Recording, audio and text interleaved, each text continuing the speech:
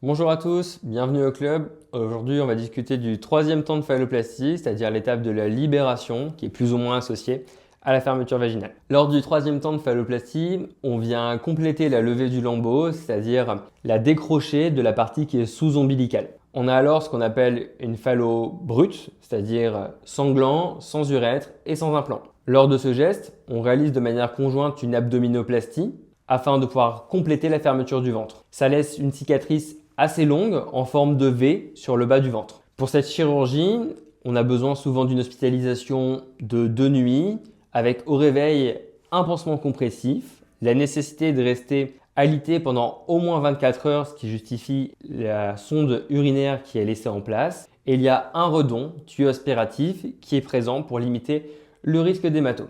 On retire bien entendu tout cela avant la sortie. Les risques principaux sont le saignement et l'hématome, l'infection cutanée, l'infection de parois, mais aussi un risque de désunion au niveau de l'abdominoplastie et il y a un risque rare mais présent de nécrose au niveau de l'extrémité distale de la phalloplastie. Concernant les soins, une fois retourné à la maison, il suffit de laver ses plaies quotidiennement à l'eau douce avec un savon à pH neutre respectant la peau. Il y aura quelques points non résorbables à retirer par un ou une infirmière. Si l'hystérectomie a préalablement été réalisée et que la fermeture vaginale est un souhait, on réalisera cette dernière dans le même temps opératoire. Ce geste nécessite la mise en place d'une sonde vésicale et a pour conséquence la présence de douleurs et de fausses envies d'uriner et de fausses envies d'aller à la selle dans les suites post-opératoires pendant plusieurs semaines. Je vous retrouve rapidement dans de nouvelles vidéos.